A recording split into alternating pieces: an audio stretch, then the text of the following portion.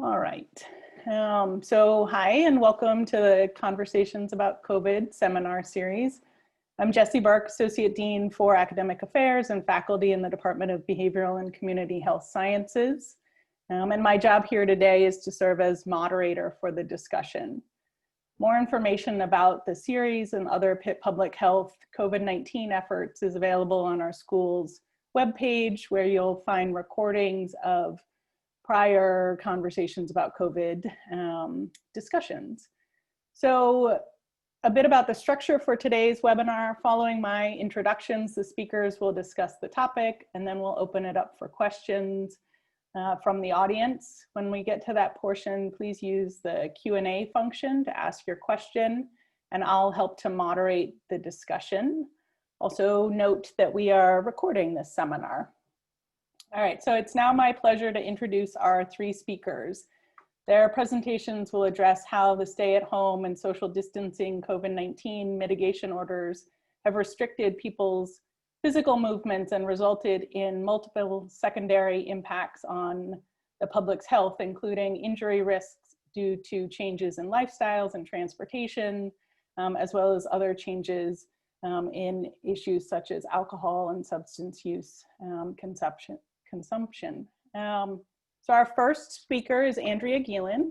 Andrea is a professor of health, behavior, and society at the Johns Hopkins Bloomberg School of Public Health and is the outgoing director of their Center for Injury Research and Policy, a role that she served in for the past 14 years. The application of behavioral sciences to preventing childhood injury and violence against women is her specialty area. Injury problems of particular interest to her are those related to the home, so things like fires, substance use, things like opioid poisoning, and motor vehicles, so occupant bicycles and pedestrians, so pretty much everything injury related.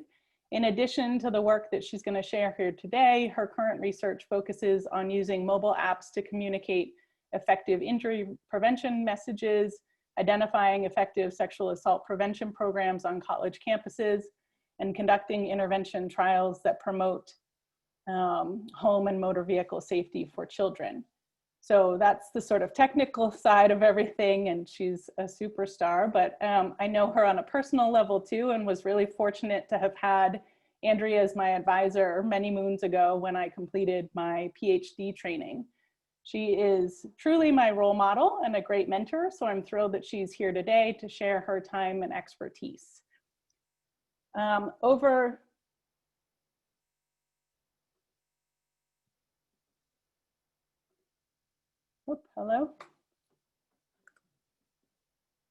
the past 7 months, are we still on? Okay. Over the past 7 months, I've worried a lot about what's happening beyond the number of COVID cases and illness itself. Things like how are people's lives being impacted? What's the effect of this pandemic on other important public health issues such as intimate partner violence? And I'm really privileged to work with our second speaker, who's someone who cares as deeply about these issues and is going to share some preliminary findings from a survey that we conducted this summer among residents of Allegheny County. So Christina Mair is an associate professor in our Department of Behavioral and Community Health Sciences. She is co-director of our Center for Social Dynamics and Community Health. She is a social epidemiologist. Her research focuses on the social ecology of substance use, model-based approaches to drinking behavior and related problems, and population-based analyses of alcohol-related problems such as violence. Her current work includes a project using multi-methods approach, surveys and archival data to assess the social mechanisms that link the overconcentrations of off-premise alcohol outlets in neighborhood areas to alcohol-related problems. In addition, Christina and I work together to address spatial and social patterns of opioid use in Pennsylvania. We're really fortunate that we have a third speaker here today. Christina is being joined by her PhD advisee, Jessica Frankebeger. Jessica is a student in the Department of Behavioral and Community Health Sciences, where her dissertation research We'll use spatial analysis and modeling approaches to understand the social ecological contexts that contribute to opioid use and related problems in postpartum women. Before starting the doctoral program, Jessica earned an MPH in health promotion from the University of Southern California and has been a research assistant on numerous NIH-funded studies. So that was a very long introduction, but I wanted to make sure to cover everybody's expertise. I'll now turn it over to Andrea, who will start our conversation by discussing how the pandemic has affected injury risks due to changes in lifestyle and transportation. I'm gonna stop sharing here and go ahead and let Andrea share her screen. Hopefully, let's see. Okay.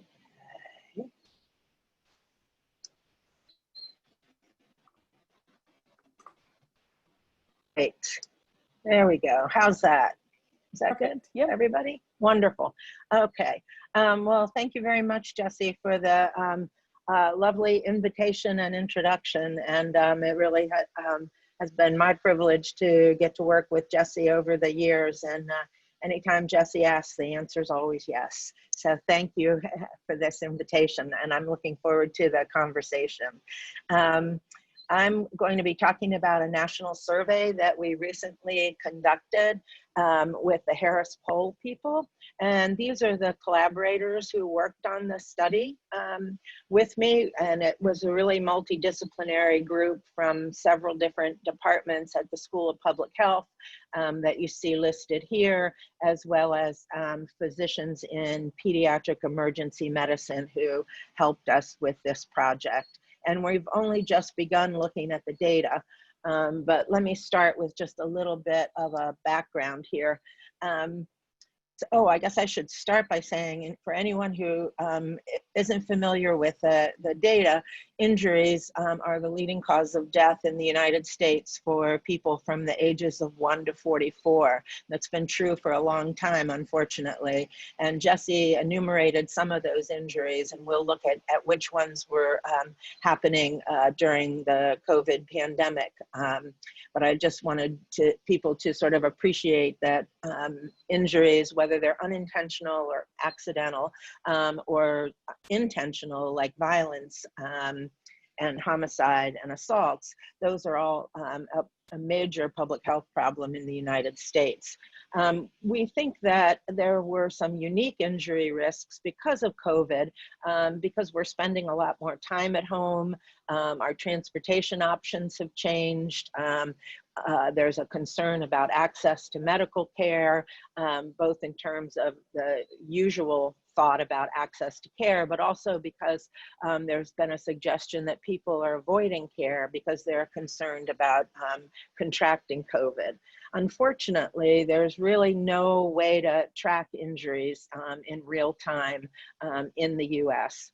So using a survey methodology is a good approach, and we wanted to collect data about both how lifestyles are changing and how injuries might be occurring during the pandemic. And we think this is important to inform policy and prevention, because it looks like it's not going away anytime soon. So this is a rough outline of our 3 research questions and the variables of interest. So the first one was, how have daily activities changed for adults and children? And we looked at the things that you can see listed here. I won't read them all, I'll just highlight a couple. That first got us thinking about it was the increase in do-it-yourself projects when people were spending more time at home, more cooking throughout the day, more childcare, and changes in our travel. And the second, so those were the indicators of how daily activities might have changed that we were interested in exploring. And the second question was, how have the rate and mechanisms of injuries been impacted as a result of those changes? And the kinds of injuries we were interested in looking at are also listed here. Again, I don't need to read them, but you can see there are quite a number of potential candidate injuries to be looking at. And then the third question is, do people delay their medical care for injuries because they're concerned about contracting COVID in the healthcare setting? And we thought that might be influenced a little bit as well by their perceptions of their susceptibility and severity of COVID. So we also wanted to tap into that as well. So the Harris poll is an online panel, and we were able to enroll 2,011 respondents, and the data are weighted to be representative of the adult US population. And you can see here in the similar kind of layout as in the prior slide, our preliminary findings in answer to each of those, or most of those three questions. So in terms of daily activities, we found that 23% of people began working from home. The question was framed since the coronavirus pandemic began. And we see that 23% began working from home, a third did more home improvement projects, 15% drank more alcohol, and 48% reported doing more home cleaning and maintenance. In terms of good, sort of better health practices, 31% reported doing more exercise, and 20% said they were doing more active recreational activities. And only 13% did less supervising of children's sports or play. And I guess I should have mentioned that both at ends of the age spectrum, the youngest and the oldest among us are across the board more at risk for certain kinds of injuries, regardless of whether there's a pandemic or not. And we were particularly interested in children. In terms of injuries, 26% of households reported that they had someone injured since the pandemic began.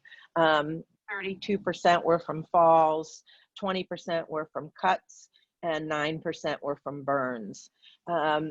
We're also very interested in the potential poisonings, and we found that 11% had some kind of medication ingestion and 6% had a household product ingestion.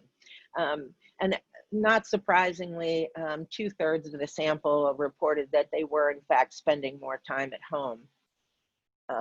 So that's a big proportion, even though only 23% said that they began working from home. We had a number of people who did say they became unemployed or were furloughed as well. In terms of medical care for these injuries, about 1/3 received in-person medical care, and there were only 7% who didn't want to go to get medical care because they were concerned about the coronavirus. The most common answer was they didn't think the injury was serious enough. In terms of public messaging, I was interested to note that only 25% thought it was somewhat or very likely that they would get infected with COVID in general. This is in general, not in relationship to getting medical care. And in general, 83% thought that if they did, it would be very or somewhat serious. So it's a big discrepancy there between thinking about the likelihood and the severity. And then the last set of results that I wanted to share are with regard to the transportation data. And these questions were asked a little bit differently. And what you see here in the first two columns are daily transportation before the pandemic and during the pandemic.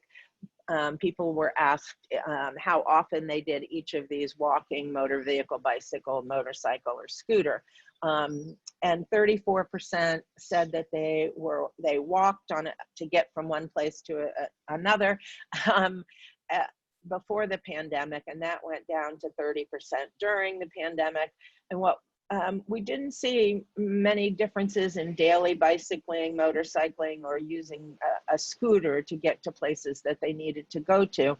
But as you might expect, The biggest drop off was motor vehicles, where it went from 54% to 34% during the pandemic.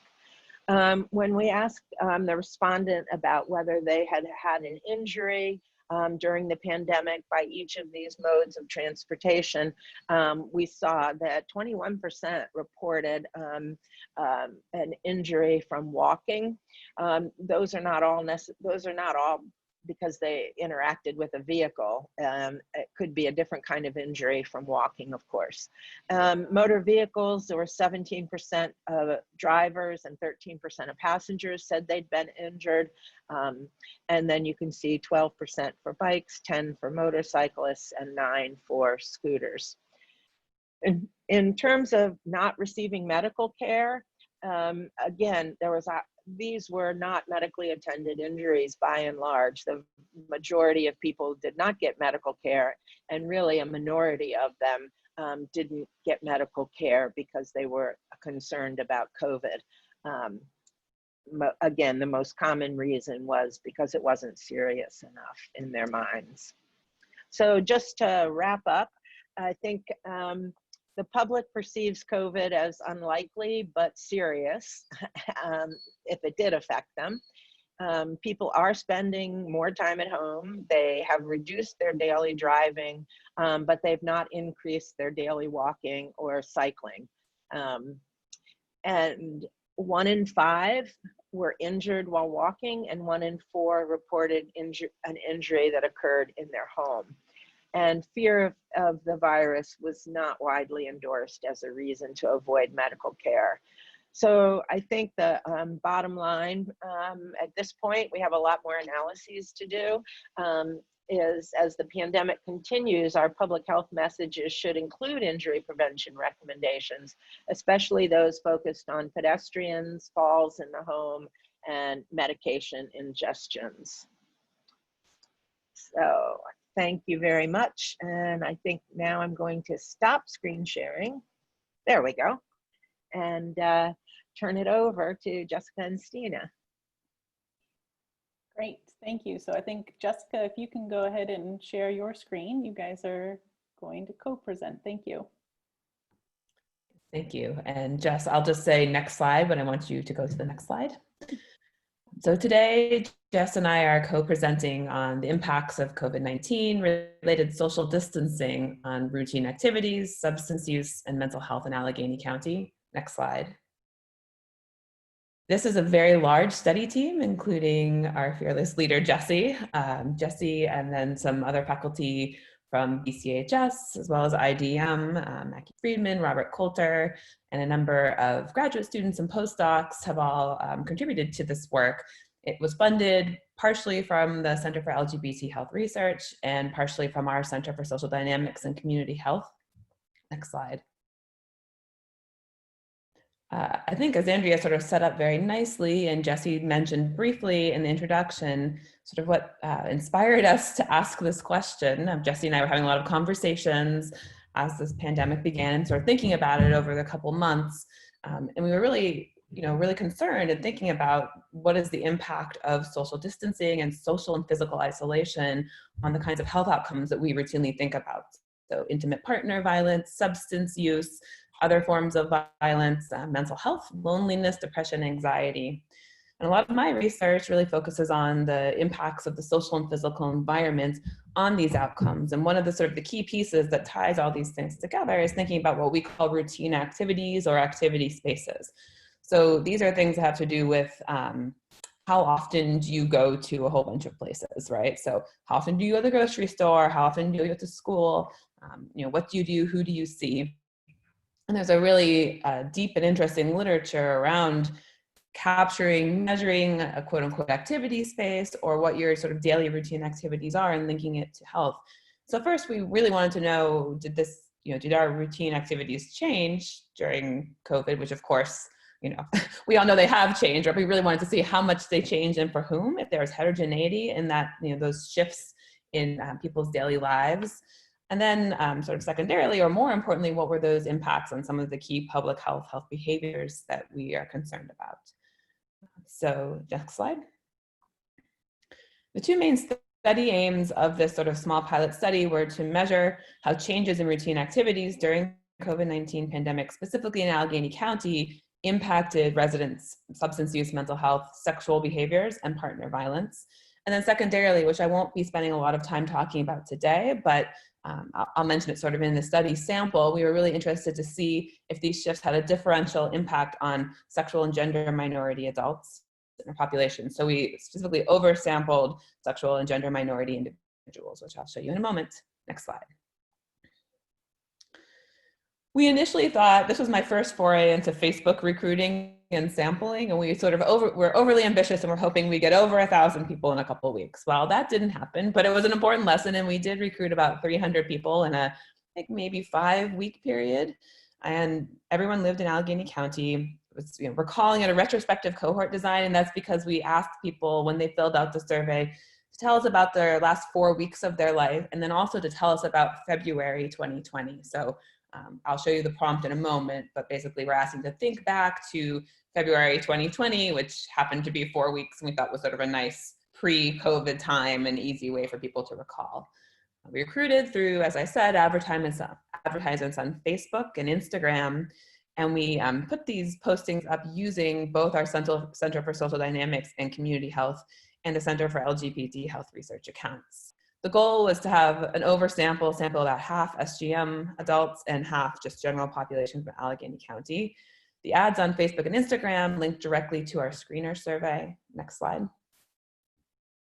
Here's some example advertisements from Facebook. So we used, some ads that were specifically targeting and recruiting SGM adults. We had some sort of that showed families, some that were general population, some that showed, we had a lot of success with some of the ones showing older adults, and you'll see in our sample, we got a number of older adults to answer the survey as well. So this was just sort of our simple Facebook recruiting, and a talk for another time. I learned a lot about what it means to try to recruit via Facebook that I think will be useful for other studies. And now I know all the experts who know the details. So if anyone here is interested in that, I'm happy to talk to you about it some other time. Next slide.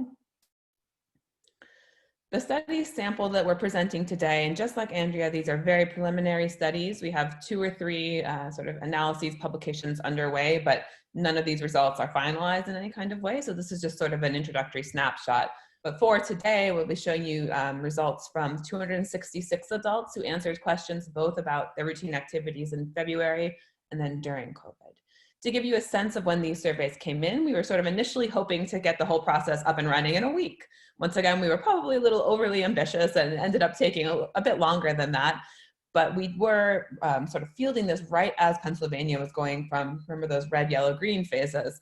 So from the survey, we had 32 respondents answered during red, which was the most restrictive, right? About 150, about half the sample during yellow, and then 84 during green. And we did notice that people became less interested in answering our survey sort of as restrictions opened. So it would have been interesting, this was sort of, we ended right before the increase in the bump up in Allegheny County. It would have been interesting in August to see who we recruited. And we did hit our target in terms of just about half of our sample identified a sexual and or gender minority. And then I don't have a descriptive table of the sample, but I just pulled a couple things to give you a sense of how, we knew it wasn't going to be a perfect representative sample of Allegheny County. This was, somewhat just sort of who could get to answer the survey, but just to give you a general overview, 86% of the sample identified as white, about a third were married. We had about 58% college grads. The mean age was 46, but that range did go from 18 to 89. So I do think we had good representation across age ranges. And we found some results that we won't be presenting today. We do see some interesting differences by age. And then about half of the sample was employed either full-time or part-time. Next slide. Okay, routine activities. So you're not meant to read each and every one of these. You can see it's small, but I wanted to sort of give you an idea of how we ask about these things. In the literature, there are a lot of ways to assess how people live their lives and who they interact with. And some are very, technologically advanced and have GPS coordinates and track everywhere people go, and it's weighted by time. There's some very simple basic things to answer, but this is sort of the middle ground that's been used quite a bit, where you kind of have a list of anywhere from 20 to 60 routine activities. The way we asked these people were, first, we're now going to ask you about your daily routine activities and places you have gone to, both in the past 4 weeks and before the COVID-19 pandemic came to Allegheny County. And then we would ask, which of the following places have you gone to in the past 4 weeks, 28 days? And we asked the same questions for during the first, 4 weeks of February 2020 before COVID-19 came to Allegheny County. So first we asked them yes, no for this range of places. You can see things that's like a second home, a primary, secondary job, a dollar store, restaurant, bar, club, coffee shop, location for outdoor exercise, post office, bank, gas station, library, health center, friend's home, family member's home, place you volunteer, public transit stop. So it really tries to encapsulate the range of activities in our lives. And then when a respondent would say that they had gone to a certain place, we would then ask them, how many times did you go? Next slide. Very, very briefly, just to tell you, because we are going to sort of show you these shifts in routines, or Jess is going to show you the shifts in routine activities, and then some very basic preliminary results of associations with our substance use and mental health variables. So we measured a range of them, but today we'll just be talking about depression, anxiety, and drinking frequency. So we use just the 4-item PHQ-4 for depression and anxiety. Once again, we assessed this asking about the past 4 weeks, and then we also asked them, think back to February 2020 to report on depression and anxiety levels in that way. These measures range from 0 to 6. Drinking frequency was, in the past 4 weeks, the number of days that you had at least one drink of beer, wine, or liquor. So that could range from 0 to 28. We also asked them that, of course, for February 2020 and in the past 4 weeks. We also asked, in terms of, I think, intoxication, I can't remember if we asked that or not, but we did also ask sort of average number of drinks when you are drinking. And we're not presenting it today. One of the reasons is really we're seeing, and you'll see this in a bit, that people, not everyone, but a sizable minority of people drank more often, but we didn't necessarily people drinking heavily. So when they were drinking, they weren't necessarily consuming more alcohol or even a total volume of more.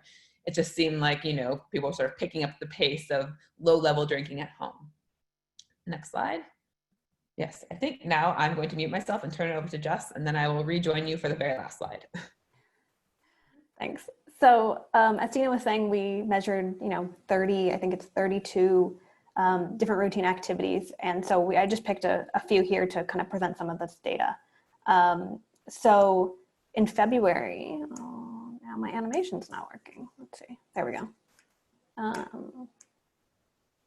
Yep, there we go. In February 2020, so, this is just a yes or no, how many people attended each of these. So you can see, right? So like people, 50% of the people were attending a primary job in February at some point. This is not measured, the amount of times they go or anything like that. So this is just kind of our baseline averages for each of these.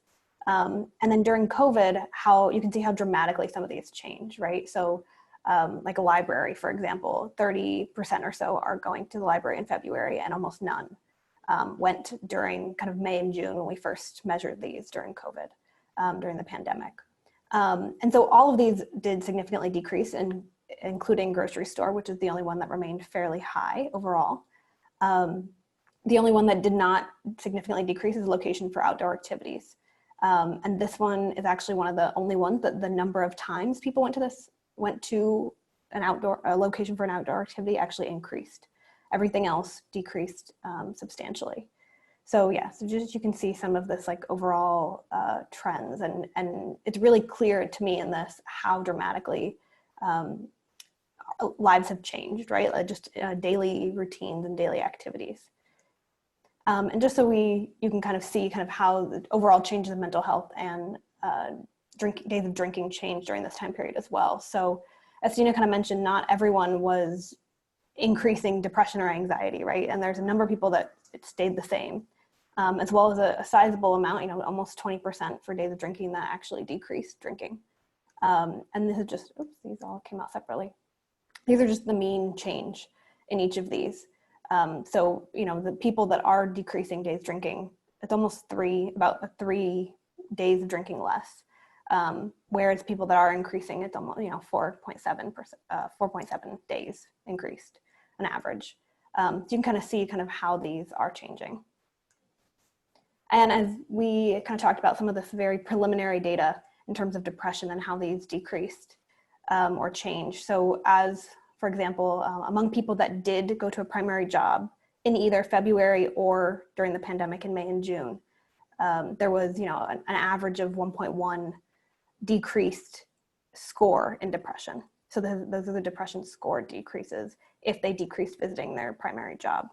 Whereas if they didn't change or increased, there was an average of a 0.6 increase in depression.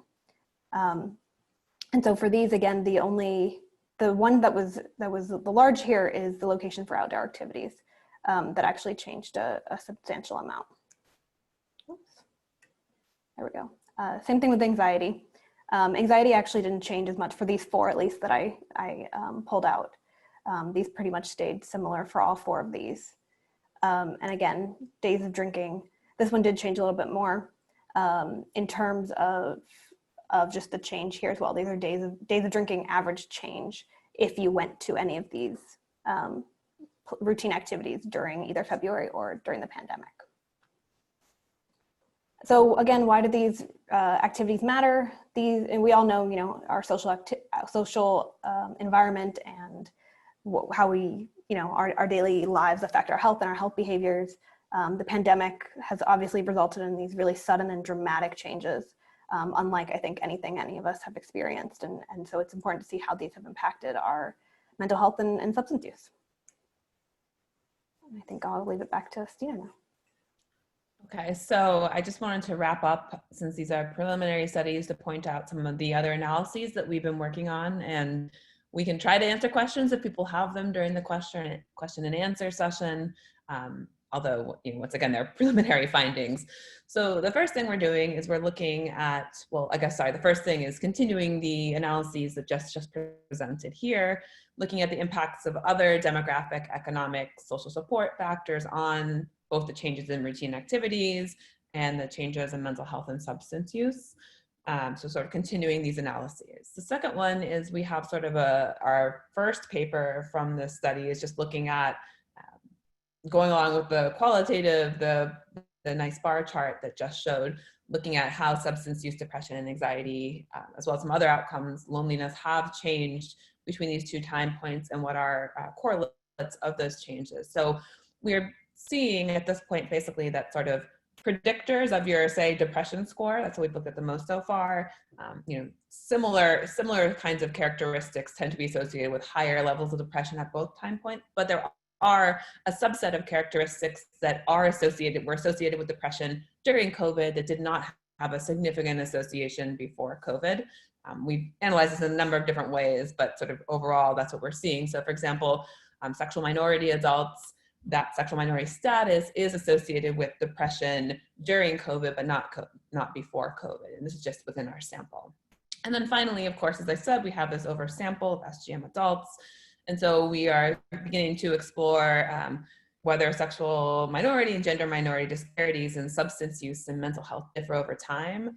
So sort of the differences, the disparities in levels of, say, depression from pre-COVID to during COVID, do they increase or decrease between these two time points? And so Robert Coulter and I co-teach a class on multi-level analysis, and we've been having the students in that class do some, their labs and preliminary analyses with these data. So we sort of have had a peek into this. And I will also say, of course, we have measures on intimate partner violence and a number of sexual behaviors. And very interestingly, I'm a quantitative analyst. I strongly believe in the value of qualitative data, but didn't give it much thought when we were designing the study. And we had two text boxes where we sort of asked for general feedback. And we got the most interesting answers. Just one was sort of very general about how the COVID pandemic has impacted your life, and the other is sort of how it's affected your sex life. And people were very honest and had a lot to say. And so we have some really wonderful qualitative analysts who are taking a look at those data. I'm really excited to see what they show. And I think, is that the last slide, Jess? I think that's our last slide. So we will stop sharing. It's the end of the week. I'm really about to run out of energy here, but I made it through. So that's our talk. That's great. Thank you, all three of you, so much. I appreciate you being here on a Friday afternoon, and everybody else as well, and taking the time, I think, and for sharing your preliminary results. I understand, you know, this is new to us all, and so we're trying to better understand the impact of COVID and to process that so that we can sort of share our findings. So I know they're preliminary, so I appreciate that all. So there are a couple questions in the chat or in the Q&A already, and I'll get to them in a second. But I want to encourage everybody to, in the audience who has questions, to please post them there so that I can moderate and share them with our speakers. Before we get to them, I'm wondering if you can comment for both studies, were there any results that you were surprised by? Right, I think we all sort of feel it, that there are impacts of, you know, the mitigation, stay-at-home orders, but were there things that you were surprised by? I'm gonna start with Andrea. Well, it took us up until almost last week to get some comparative data on home injuries that happen in general, because these data are just not things that we usually get where a person is injured. We know they fell or they broke their arm, but to try to figure out how many of those, how often does all that happen in the home versus somewhere else is a bit difficult with our existing data sets. So last week, we think we have a comparator, and if we're right, nationally, in a 3-month period, we would expect to have about 14% of households saying they had a home injury, and our rate was 28% over a 3-month period. So that's if that holds up to be the best comparator, that to me is surprising and in a large way preventable, probably. Great, thank you. How about Stina and Jessica? I'll actually ask you both. Were there things that you were surprised by? I can go first. I guess sort of what I wasn't surprised. So from a research perspective, I guess upon reflection, I wasn't surprised, but just like emotionally seeing results, I was surprised that I sort of anecdotally heard a lot about like everyone's drinking so much, like, you know, I just sort of expected to see this huge increase in substance use, oftentimes because it is the anecdotes, right? And I've seen in the published literature that's coming out now about drinking patterns that it is sort of, you know, middle-aged women with children, such as myself, who are the ones who are drinking, you know, whose drinking patterns are increasing. And it does make sense that a lot of people are drinking less when the bars are closed and sort of these social venues for drinking, because alcohol use is an inherently very social thing. So I think this bifurcation, or, you know, sort of these 3 groups of people drinking about the same, there is a very large minority of people who, you know, may be drinking more, potential for problems down the road, but there are a lot of people drinking less as well. And so I think really thinking about that and emphasizing those changes and the differentiation between.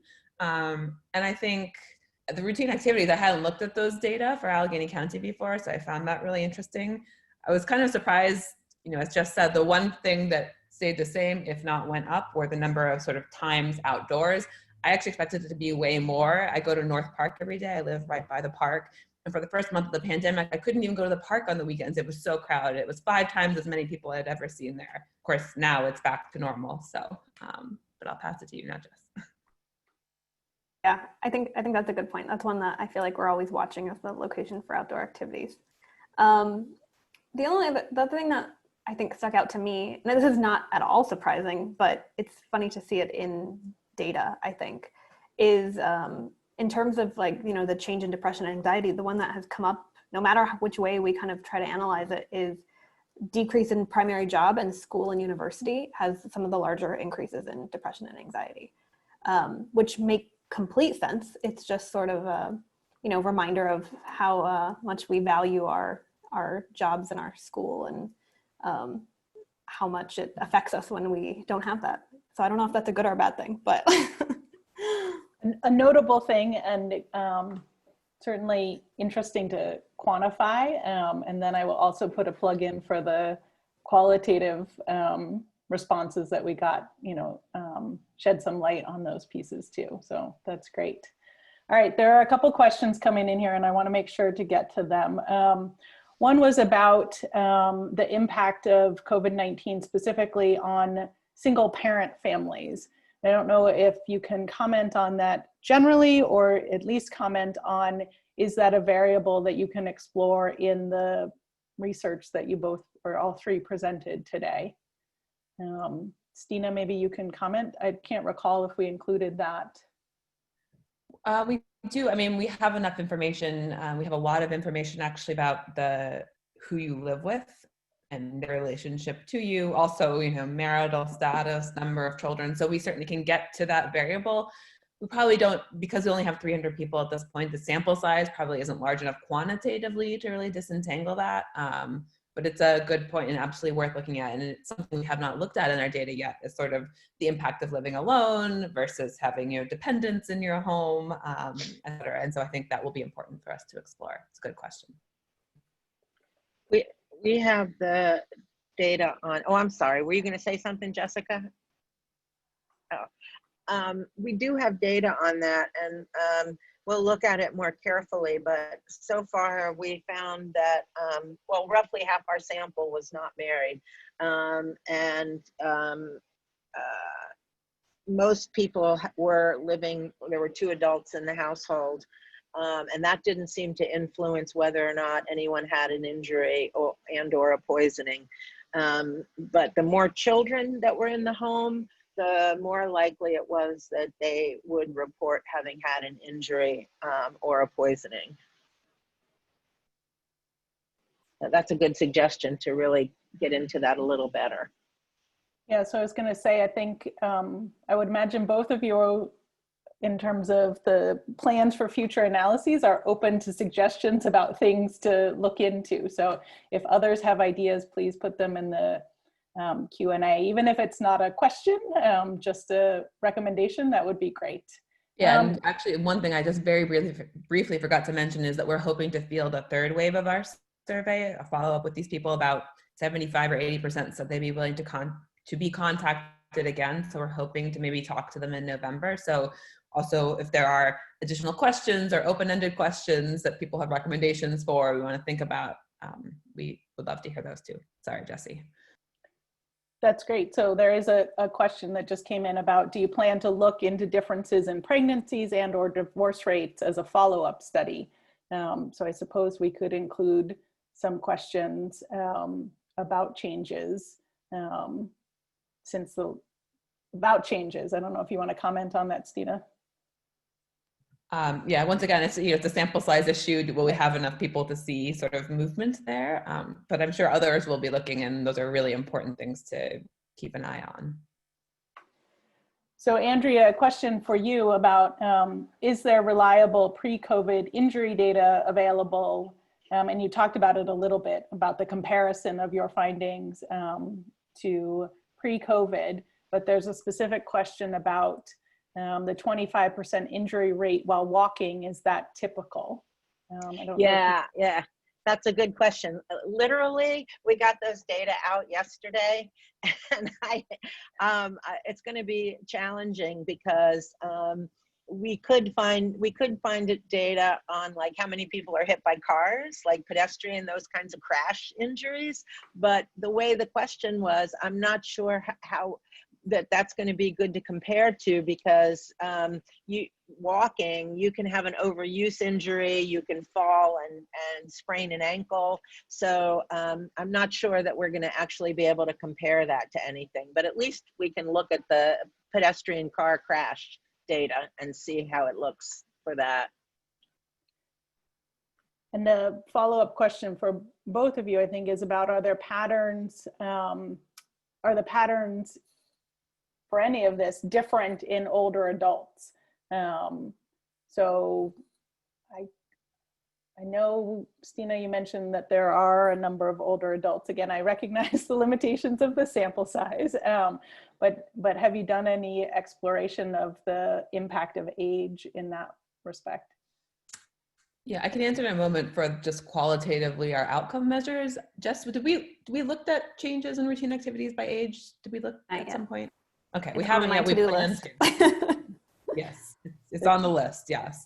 And we did see in terms of the drinking, depression, I sort of have some of our just bivariate associations up here, just sort of skimming through.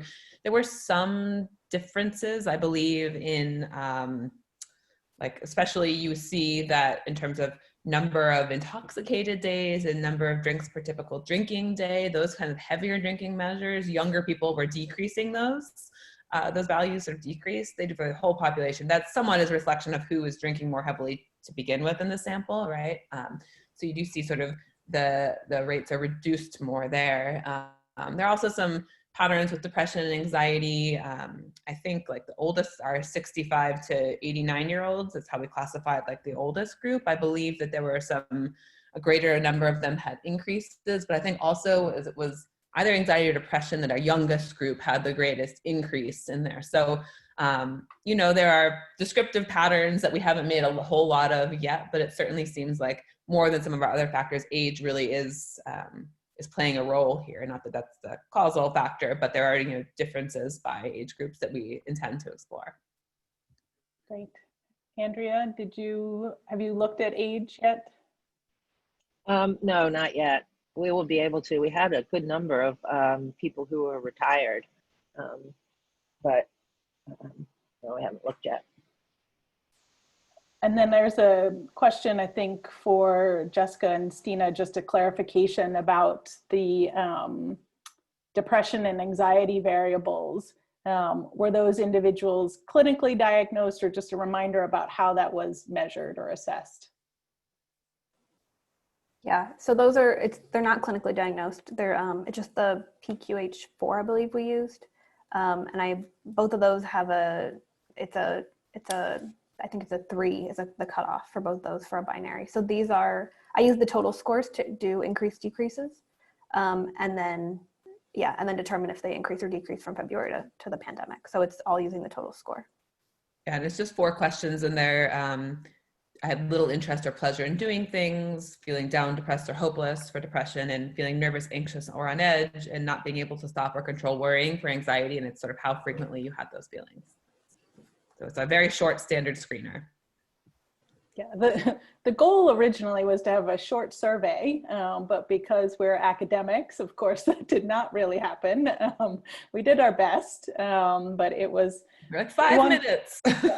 5 minutes, but we added everything in. All right, so there's a question for you, Andrea. Were you alarmed that the primary reason that people weren't seeking medical care really seemed to be financial and not COVID related? Well, I think that, no, the primary was they didn't think it was serious enough. Not in both cases, for the transportation ones and the household ones, I believe that was the large percentage of the responses. But yeah, certainly any financial barriers is a concern for sure. So then I guess, do we know if there's been an increase in prescription of pain pills, opioids for some of these injuries that may have increased? I don't know if, I'm not familiar with that. Right. No, I think if emergency departments are trending down in distributing opioids. So, but that's a really good thing to look into more systematically with COVID. I don't know. All right, so here's a methods question, or sort of a study design question for you, Stina. Is it possible to use the grocery store, liquor store sales data to investigate lifestyle changes during the pandemic? Potentially, we don't really have good access to liquor sales data in this country. I know in England, they make it publicly available potentially, and in Australia, it really depends. Like Australia, you can find out every single purchase of alcohol from every single person in the entire country. We don't like to share those data in the United States, so they're harder to come by. But certainly there are some sort of bulk sales measures potentially. I haven't used those data in my own research before, but it's always nice if you can find, pre-existing secondary data sources to triangulate or enhance studies. I'm just not like currently aware for Allegheny County how we would access that information, but maybe someone else knows. Certainly an interesting idea, right? All right, so we have a couple more questions here, and there are some that are a little broader than others. So Andrea, do you think that the changes in behavior that affect injury during the pandemic will become permanent? So what will be the long-term, do you have a crystal ball? Can you tell us how you think, what will happen for injury-related issues? Well, maybe the way we'll see the most impact will be on transportation, modes of transportation and transportation options when things start opening up again. That's what a number of my colleagues who are looking specifically at transportation are interested in as the federal government starts looking at infrastructure for transportation, taking into account how things are changing because of COVID. As far as the home injuries, I hadn't thought about it. It's a great question. I don't know. What I'd really like would be to have an ongoing national surveillance system that tracks not just the COVID outbreak and infections, but some of all of these things that we've been talking about for the last hour. These are all real important, and it would be wonderful if we had some kind of system in place where we could track all of the lifestyle activity changes and outcomes, mental health outcomes and injury outcomes. There's just this has so many tentacles in so many directions. And we're having to like find just a little bit of money here and there to try to look at those. It's such a missed opportunity. Maybe somebody knows that somebody's already doing this. I don't. I haven't seen anything. Yeah, so that's a great point about the surveillance, and then what do we do? And that, I guess, maybe Stina or Jessica, if you want to comment on missed opportunities in terms of data and then how it could be used moving forward too. No? I didn't know if Jess wanted to answer. No. Do you mean opportunities that we missed or opportunities in general that are missed? No, not us personally. Lots of opportunities. The big national picture and what could be done. Yes, well, I think, agreeing with this idea of sort of national surveillance, and then in particular, because the kinds of questions I'm interested in, once again, have to do with our exposures to our own environments and communities. So I think a lot about substance use surveillance, and there are a couple nationally representative surveys that can sort of give you a sense, in either adolescent, young adult populations or the general adult population, what's happening. But one, they don't happen very frequently, and two, they don't have geographic specificity, right? Like if you want to know what's happening at the census tract level or in Allegheny County, if you don't have a local surveillance system set up by your local county health department or school of public health, you're missing that information. And yeah, I really wish that we sort of had better tabs on that, sort of just similar to what Andrea was saying. So I have, I think, two final questions here. One is just, again, this issue of, do you expect preliminary trends to return to their normal standing post-COVID, or do you expect trends like increased outdoor activities will continue? And again, I mean, it's hard to say, but I guess if you could speculate, I don't know if you have any thoughts there. based on North Park, I don't think they're going to stay. Now the park's empty again, but that's super anecdotal. So, What about addiction? Are people concerned about either addiction to opioids or more recreational drugs or alcohol? In response to the earlier question, it just occurred to me that, yeah, maybe that's going to be long term.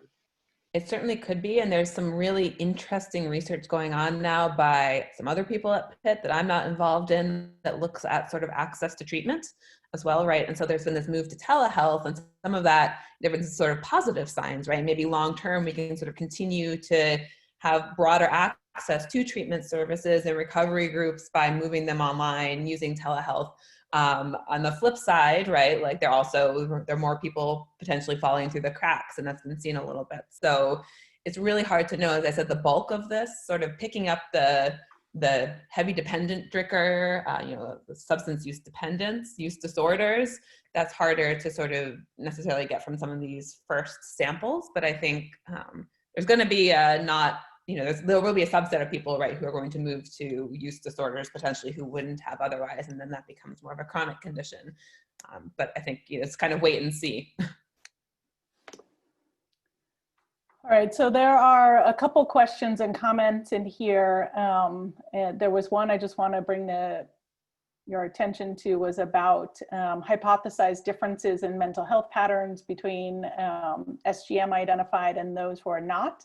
And Robert responded in the Q&A. And I will say sort of stay tuned. I think those results are forthcoming, but wanted to bring people's attention to it. And then a question about recruitment via social media. And I think given the time, we're not going to have a chance to get to that, but I will encourage Caroline to reach out to us.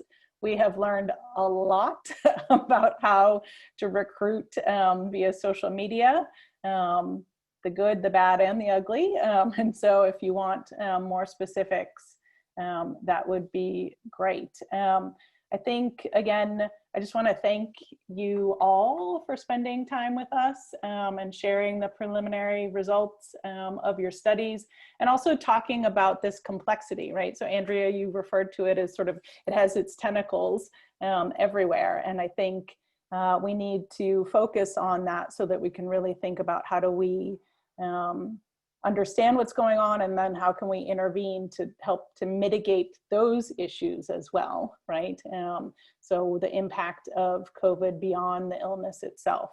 So I want to thank you all very much, thank our audience. And then I also want to remind everyone to join us again next Friday.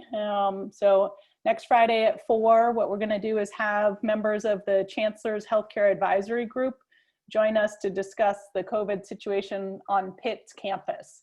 And so we are going to get insights into the planning process, the decision making, and the actual numbers of where we are right now. Maggie McDonald, the Associate Vice Chancellor for Academic Affairs and International Programs for the Health Sciences, an Associate Professor for EPI, will be joined by John Williams, who is a professor in the School of Medicine and an infectious disease expert. So I really hope that you'll all join in with us next Friday. And I, again, always appreciate you taking the time on a Friday afternoon to join us. So thank you all. Take care.